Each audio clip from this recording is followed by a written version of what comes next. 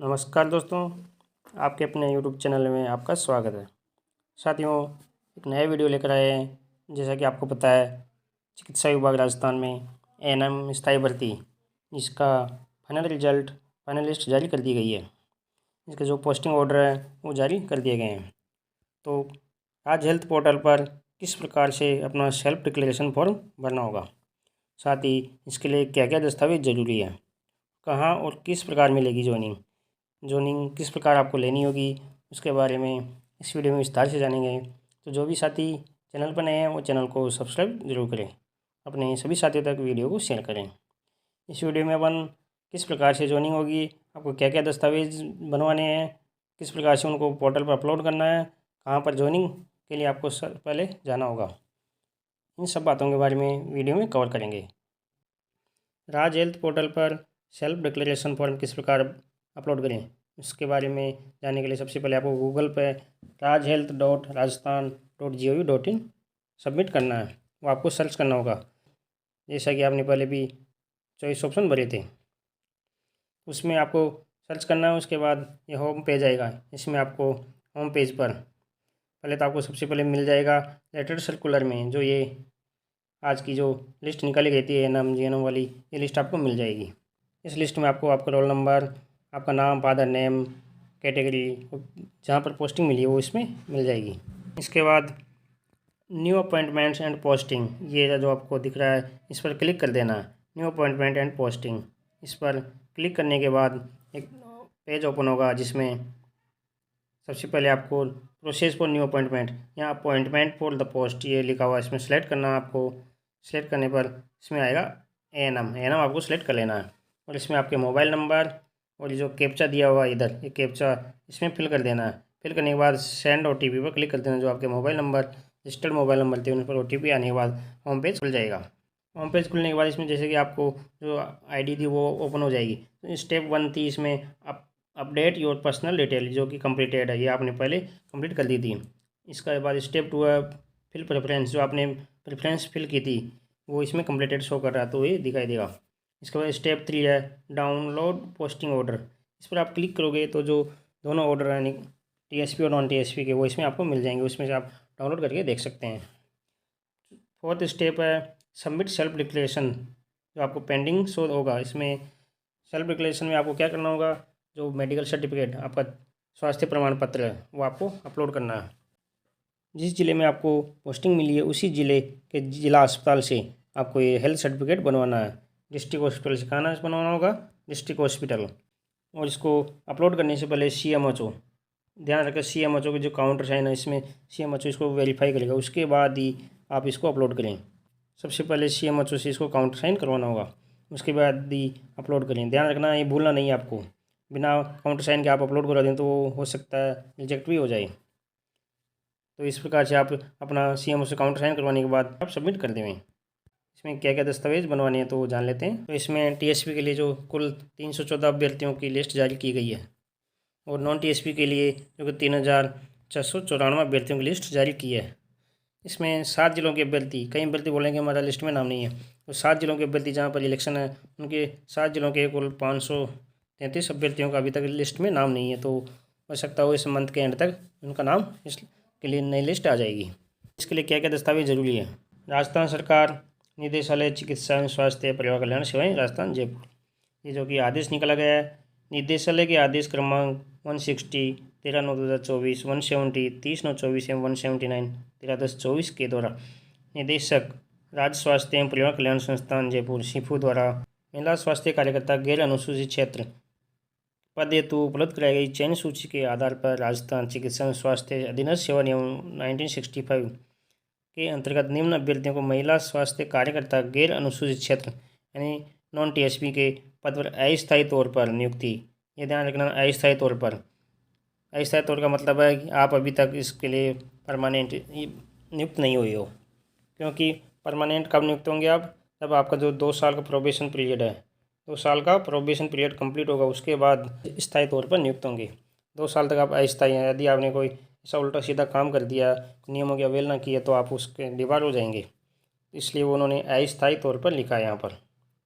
तो जब तक आपके प्रोबेशन कंप्लीट नहीं होगा तब तक आप अस्थायी तौर पर रहेंगे। अपने कार्यग्रहण करने की तिथि से राज्य सरकार के नवीनतम नियम आदेश परिपत्र अनुसार 2 वर्ष के प्रोबेशन काल में लेवल 8 में निर्धारित नियत पारिश्रमिक फिक्स रिम्यूनरेशन 18,500 रुपये कितने मिलेंगे आपको? 18,500 रुपये, जो कि 2 साल तक फिक्स सैलरी रहेगी। इसमें किसी प्रकार का कोई भत्ता एक्स्ट्रा नहीं मिलेगा। तो आपको 2 साल का प्रोबेशन कंप्लीट करने के बाद ही जो आपकी अन्य सेवाएं हैं वो लागू होंगी। 18,500 रुपये प्रतिमाह कार्यग्रहण करने की तिथि से देय होगा। 2 वर्ष का प्रोबेशन काल संतोषजनक पूर्ण करने पर इन्हें महिला स्वास्थ्य कार्यकर्ता के नियमित पे लेट्रिक्स लेवल 8 का न्यूनतम वेतन और अन्य भत्ते नियमानुसार देय होंगे। यानी 2 साल जब तक आपको कंप्लीट नहीं होंगे तब तक आपको 18,500 रुपये पर मंथ मिलते रहेंगे। इसके बाद ही आपको नियमित किया जाएगा। तो देखिए आप में इसमें application ID, application name, applicant का father name, date of birth और प्लेस ऑफ पोस्टिंग, कहाँ पर आपको पोस्टिंग मिली है। धौलपुर जिला हो गया, राजाखेड़ा ब्लॉक और जिला सब सेंटर, ये इस प्रकार ये आपकी पोस्टिंग प्लेस ऑफ पोस्टिंग दी गई है। तो इसमें आपको अपनी नाम चेक कर लें, किस क्या क्या डॉक्यूमेंट आवश्यक है वो डॉक्यूमेंट जान लेते हैं। सबसे पहले इन्हें प्रथमतः राज्य हेल्थ पोर्टल पर ऑनलाइन एवं लिखित में भी संबंधित नियंत्रण अधिकारी को दिनांक 6/12/24 तक कार्यग्रहण रिपोर्ट प्रस्तुत करनी होगी, अन्यथा नियुक्ति एवं पदस्थापना आदेश होते निरस्त माने जाएंगे। ये देख लीजिए, सबसे पहले राज्य हेल्थ पोर्टल पर ऑनलाइन और लिखित में भी नियंत्रण अधिकारी कौन होगा आपका? शायद वो CMHO अधिकारी होगा आपका नियंत्रण अधिकारी, जो कि 6/12/2024 कब तक ज्वाइनिंग लेनी है? 6 दिसंबर से पहले तक। अन्यथा नियुक्ति एवं पदस्थापना आदेश होते निरस्त माने जाएंगे। अगर किसी ने 6 दिसंबर तक नियुक्ति नहीं ली है, ज्वाइनिंग नहीं की, तो आपका जो पदस्थापना आदेश है वो निरस्त कर दिया जाएगा।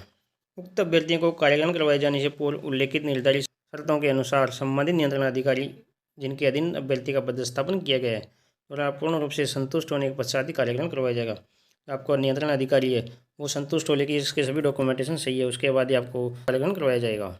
नवनियुक्त अभ्यर्थियों पर राज्य सरकार के नवीनतम आदेश अनुसार पेंशन योजना परीक्षा अवधि पूर्ण होने के बाद लागू होगी। यानी पेंशन योजना वो जो प्रोबेशन पीरियड है आपका 2 साल का, उसको कंप्लीट होने के बाद ही लागू होगी। उक्त अभ्यर्थियों की जन्म तारीख को उनके सेकेंडरी के मूल प्रमाण पत्र में उल्लेखित जन्म तिथि से सत्यापित किया जाएगा। आपका नियंत्रण अधिकारी है वो आपके मूल प्रमाण पत्रों की जो जन्म तिथि है उसमें सत्यापित करेगा।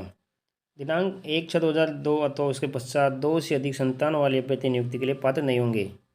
यानी कि 1 जून 2002 अथवा उसके पश्चात जिनके 2 से अधिक संतान है वो नियुक्ति के लिए पात्र नहीं माने जाएंगे।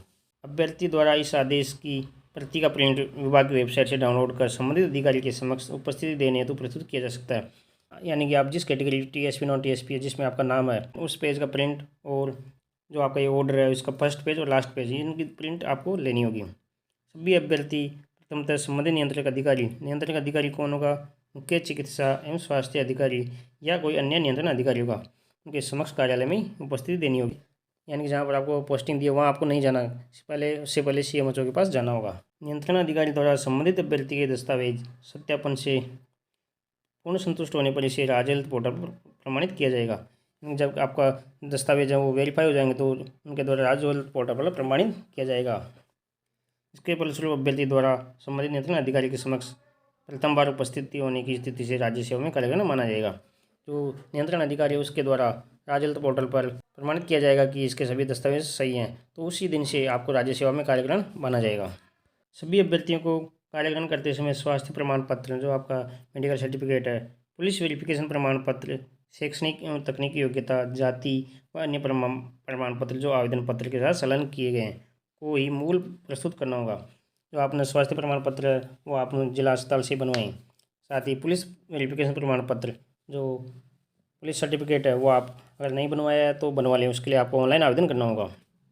साथ ही शैक्षणिक तकनीकी योग्यता, जाति प्रमाण पत्र, अन्य मूल निवास प्रमाण पत्र जो आपने आवेदन के समय संलग्न किए थे वो सभी आपको मूल प्रस्तुत करने होंगे। सभी दस्तावेजों की 6 प्रति जो कि आपको ले जानी है वो भी आपको स्वयं द्वारा प्रमाणित करनी होगी। स्वास्थ्य प्रमाण पत्र सक्षम अधिकारी द्वारा जारी कर मुख्य चिकित्सा स्वास्थ्य अधिकारी से प्रति हस्ताक्षरित कराना होगा। यानी कि जो मेडिकल सर्टिफिकेट है वो आपको CMHO के द्वारा काउंटर साइन करवाने होंगे। हम पुलिस वेरिफिकेशन प्रमाण पत्र संबंधित जिले के उपायुक्त पुलिस अधीक्षक द्वारा जारी होना चाहिए। इससे नीचे के लेवल द्वारा जारी होगा तो वो मान्य नहीं होगा। राजकीय सेवा में कार्यरत कर्मचारी अपने मूल पद से विधिवत कार्य मुक्त होकर ही नव पदस्थापन स्थान पर उपस्थित होंगे। यदि कोई पहले से राजकीय सेवा में है तो उनको अपने मूल पद से कार्यमुक्त होना पड़ेगा। उसके बाद नए पद के लिए उनको कार्यग्रहण करना होगा। इस परिपत्र के जारी होने के दिनांक से राजकीय सेवा में नियुक्ति होती विवाह पंजीयन कराया जाना अनिवार्य होगा। विवाहित अभ्यर्थी द्वारा यदि विवाह पंजीयन नहीं करवाया तो वो इस नियुक्ति के पात्र नहीं होंगे, यानी कि मैरिज सर्टिफिकेट है वो कंपलसरी है, आपको बनवाना ही होगा। नव चयनित अभ्यर्थियों को इस राशि का शपथ पत्र प्रस्तुत करना होगा कि उनके द्वारा किसी भी प्रकार से धूम्रपान नशा नहीं किया जाएगा एवं उनके द्वारा विवाह के दौरान दहेज नहीं लिया गया या नहीं लिया जाएगा। आपको इसका शपथ पत्र देना होगा कि धूम्रपान नशा नहीं करते हैं और करेंगे भी नहीं, साथ ही उन्होंने कोई दहेज नहीं लिया है और आगे अगर अविवाहित है तो दहेज भी नहीं लेंगे। इसका शपथ पत्र प्रस्तुत करना होगा। अभ्यर्थियों द्वारा कार्यग्रहण करते समय राजस्थान नर्सिंग काउंसिल में वैद्य रजिस्ट्रेशन प्रमाण पत्र प्रस्तुत करना होगा। जो आपका RNC में रजिस्ट्रेशन है, वैद्य प्रमाण पत्र रजिस्ट्रेशन होना जरूरी है। यदि कोई अभ्यर्थी द्वारा प्रस्तुत प्रमाण पत्र दस्तावेज फर्जी पाए जाते हैं, को परिवर्तित कोर्ट रचित हैं, तो उनका आदेश स्वतः ही निरस्त माने जाएंगे और उनके विरुद्ध न्यायिक दंडात्मक कार्रवाई की जाएगी। अन्य पिछड़ा वर्ग, अति पिछड़ा वर्ग के जो अभ्यर्थी हैं, MBC वर्ग के अभ्यर्थी हैं, वो जाति प्रमाण पत्र जो है वो 1 वर्ष से अधिक पुराना नहीं होना चाहिए। अगर कोई 1 वर्ष से अधिक पुराना तो उसको 3 वर्ष तक का प्रमाण पत्र प्रस्तुत होने पर नॉन जो क्रिमिनल होने का शपथ पत्र प्रस्तुत करना होगा। इसी के आधार पर उनको नॉन क्रिमिनल श्रेणी में माना जाएगा। EWS वर्ग में चयनित विवाहित महिला को पति के नाम से जारी अथवा पति का स्वयं का EWS श्रेणी का प्रमाण पत्र राजस्थान राज्य के सक्षम अधिकारी द्वारा जारी किया होना अनिवार्य है। यदि कोई EWS वर्ग की महिला है, विवाहित महिला, उसको पति के नाम से जारी अथवा पति का स्वयं का EWS श्रेणी का प्रमाण पत्र प्रस्तुत करना होगा। यदि विधवा वर्ग में कोई महिला है तो उसको सक्षम अधिकारी द्वारा जारी पति की मृत्यु का प्रमाण पत्र या मृतक से अभ्यर्थी का विवाह होने संबंधित प्रमाण पत्र अथवा अन्य कोई प्रमाण पत्र जिससे अभ्यर्थी या मृतक की पत्नी होने की दस्तावेजों में पुष्टि हो वो प्रस्तुत करना होगा। किंतु पति की मृत्यु तिथि अभ्यर्थी के ऑनलाइन आवेदन तिथि से पूर्व की होनी चाहिए। कोई विधवा कैटेगरी का है तो उसको पति की मृत्यु का प्रमाण पत्र प्रस्तुत करना होगा। उसका पति से कोई रिश्ता है तो उसका प्रमाण पत्र प्रस्तुत करना होगा।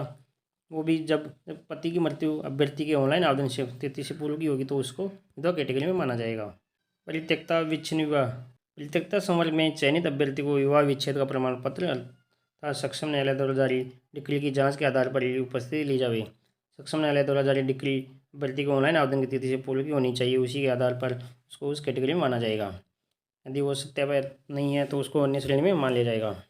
विशेष योग्य जन, यदि कोई PH कैटेगरी में है तो उसको उस कैटेगरी का प्रमाण पत्र प्रस्तुत करना होगा जो कि मेडिकल बोर्ड से परीक्षण करवाया गया है। उसके बाद ही उसको PH कैटेगरी में माना जाएगा। इस प्रकार से जो सभी डॉक्यूमेंट आपको मूल प्रस्तुत करने होंगे, इस प्रकार सभी दस्तावेज तैयार कर लें और 6 दिसंबर 2024 ध्यान रखें, इस डेट तक आपको ज्वाइनिंग लेनी है। इस डेट तक ज्वाइनिंग नहीं लेता तो उसकी पात्रता नियुक्ति पदस्थापन आदेश स्वतः निरस्त मान लिया जाएगा। 7 जिलों के जो अभ्यर्थी हैं वो टेंशन ले लें, इस मंथ के एंड तक उनके लिए लिस्ट भी जारी हो जाएगी। अभ्यर्थी सेलेक्ट हुए हैं उनको बहुत बहुत बधाई हो। इस प्रकार की वीडियो पाने के लिए हमारे चैनल को ज्वाइन कीजिए, अपने सभी साथियों तक शेयर करें। जो साथी चैनल पर नए हैं वो चैनल को ज्वाइन करना नहीं भूलें। डिस्क्रिप्शन में फेसबुक पेज और टेलीग्राम चैनल का लिंक दिया गया है, वहाँ से आप हमारे चैनल को ज्वाइन कर सकते हैं। धन्यवाद।